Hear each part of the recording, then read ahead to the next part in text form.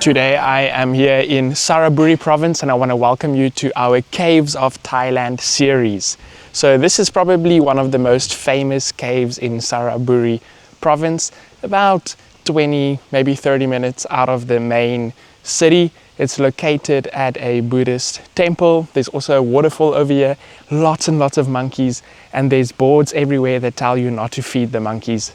Luckily there's a guy that's taking care of my car, because I can see the monkeys are all over the people's vehicles and it looks like they're causing distraction. So this cave opens at 8:30 in the morning, closes at 4 o'clock. Never been here before. I'm taking you along on this journey with me today for the first time to see what this cave is like. Hopefully it's quite beautiful.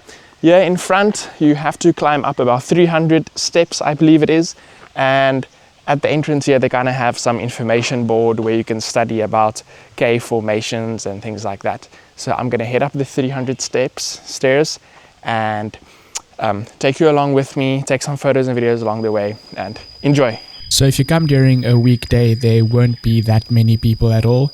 And it's a nice, peaceful environment in nature, and the walk up the steps are definitely not that severe. It might be challenging for people that have normal fitness levels, but I think for the average person, it isn't something serious to be worried about, and you can just hear the birds in the background. So out of the 300 and something steps, I'm now about 250 maybe steps on the way to the actual main cave that has the same name as the temple. But along the way there seems to be some other small caves. So I think this one's name is Liang Pa or something like that. I'll just add the name somewhere in the video for you to see. So this cave, they say, is 14 meters in length. So I guess it's not really a super serious cave. So yeah, you can see it behind me. And some religious statues that you can see there at the back. So I'll quickly take a look around and show you around so you see what this cave is like.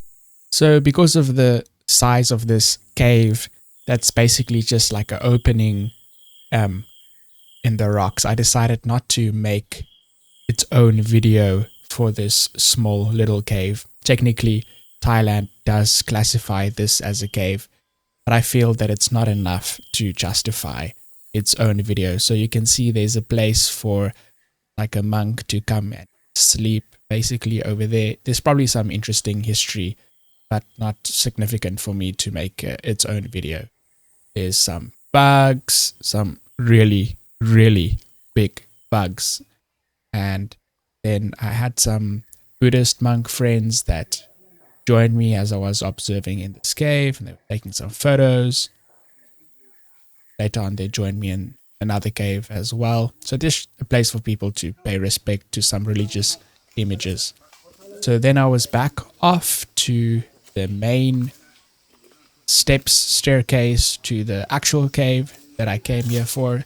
So remember to please smash that like button, click the notification bell, subscribe for more videos about the caves in Thailand.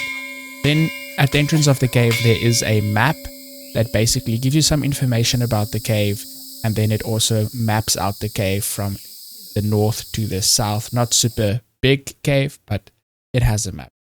Then I followed my Buddhist monk new friend down the passageway through the steel bars into the entrance of the cave, and immediately you are in the first chamber. Now, I have to apologize. You will notice some banding in the video. That would be the black, 2 or 3 black lines that you will see. It had to do with the artificial lighting in the cave. So definitely in this cave, as you can see, you don't really need to bring your own flashlight or torch or light source at all, because there are lights all over in the cave. This was a flowstone, basically, kind of almost looks like a waterfall, we can say, that you see there at the entrance of the cave. And then in the centerpiece of this first main hall would be this jedi type of religious structure. The man came and he showed me with a flashlight some images against the wall, and that is some Buddhist, Hindu, religious imagery that's about 1,000 years old, according to what they're telling us. Then I continued my journey. Basically, there's a T-junction or a split. So if you go to the right side, that would be the south side. If you go to the left, it would be the north side. So I decided to first go to the right side or the south side, which is the smaller side, if you follow this T junction basically. As you can see, lights all throughout the cave. As I was in the cave, there were many visitors, even though it was during the week, a lot more than I expected. This is definitely one of the most popular, most famous caves in central Thailand, definitely in Saraburi, because of those images that I just showed you against the wall, those Buddha images.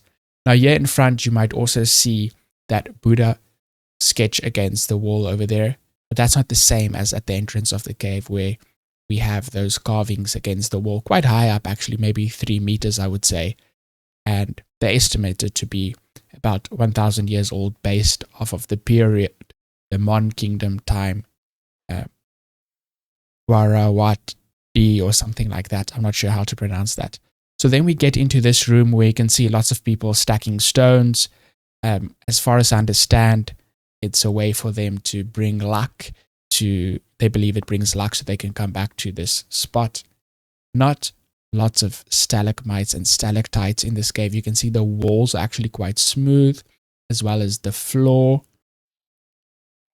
Most of the time people will believe that that means that there was water flowing. At the top there you can see 2 bats. I didn't see lots of bats in this cave, and it probably has to do with the amount of lights, the amount of people coming in. So at the south side, basically it leads to this dead end over here, and if you take a look, nowhere significant to go. And when you look at the roof, there is an entrance, there is an opening that's quite high up, not very big, but definitely a passageway. And still the same room.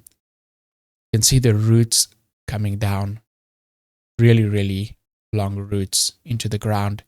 And when we take another look up, you will see that there's going to be another entrance or a opening basically. So very, very small, obviously not big enough, I think, for people to use, but it is an entrance basically, or an opening that would give some air to this cave. This is just, once again, the really, really long roots from the roof of the cave all the way down to the floor. So that was the end of the south side, or if you turned right at the T-junction. So I'm heading back to the T-junction so I can explore the north side when you go left, basically. This would probably be one of the most significant formations on this side. You see over there, flowstone, basically. They're collecting some water from the ceiling of the cave. I believe they use this in some religious ceremonies, perhaps as holy water.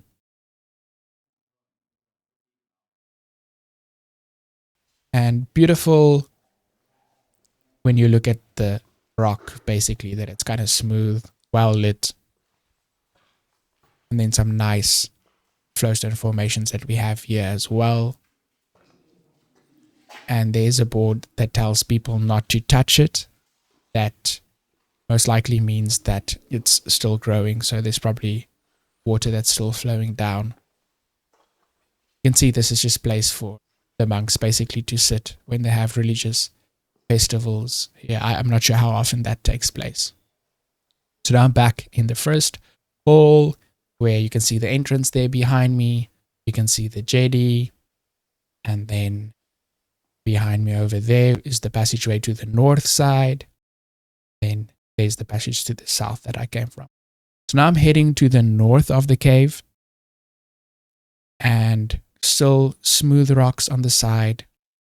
Like I said, most likely people believe that it's because water was flowing through the cave, the cable running down the side of the wall, basically for the electricity for the light. So my new Buddhist monk friends, they ended their journey over there. So they were waiting outside. So we find a Buddha statue, basically. Then I saw a small opening over there.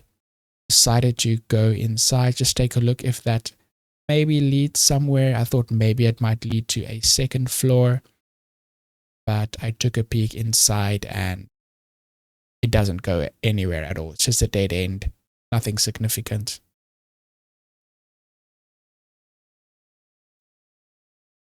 And then that looks like a pillar that I could see over there. In front, there's a type of monument. I'm not exactly sure what it is. I couldn't find information about it. It did have some script on. And it does look old, but I have absolutely no idea what that is or that. So if anyone knows, please share with me as well. That would help me to learn something new. I just took a brief look, didn't really understand what's going on over there. So I continued on the north path that basically brings you to the last room, the last chamber, the end of the north side, where it's basically religious imagery and where people worship. So I'll try to explain to you a little bit. There on top, if you use your imagination, obviously you can see the bats. Just underneath the bats, it kind of looks like a Buddha statue. Then there where the flashlight is showing, it looks like a sleeping Buddha or a Buddha that is lying down. If you've ever seen that, then maybe with your imagination you can picture that in your mind. So the ceiling of the cave, definitely not a tight cave or something that will make you feel super claustrophobic. Very tall ceiling. Had some more Buddha imagery here on the side.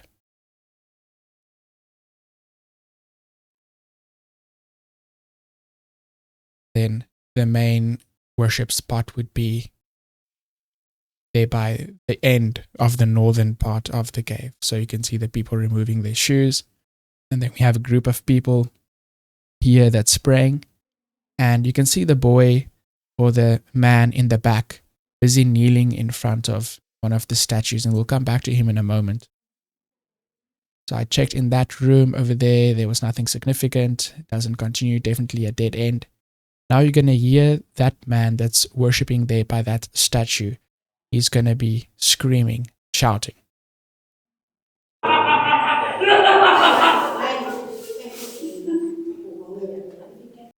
So I was only able to get the end of that because I was busy taking some photos when he started. And then I quickly changed to video mode and I only got a little bit, but he was basically laughing. But most of the people there felt was quite strange as he was busy worshipping there. Now, it does get more interesting than this with that same group of people, but not in this video. That will be in another video that you don't want to miss. So do subscribe and click the notification bell. In a future episode, I will explain more and go into more depth on the journey that I had with those group of people. And that's going to be something to behold. So that's just the sleeping Buddha there once again. And so back to the group of people, I'll just show you a short clip, an example of the Buddhist chanting that took place in the cave while I was there.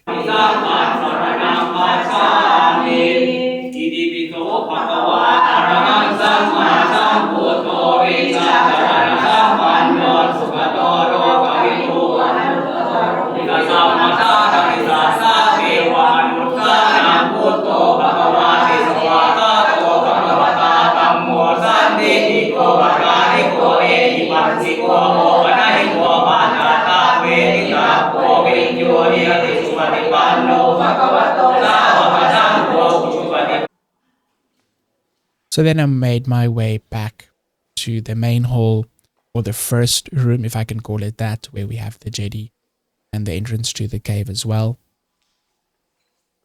So do not forget to subscribe if you want to see a future adventure that I had with that same group of people, with that man who was laughing hysterically like that. You don't want to miss that video.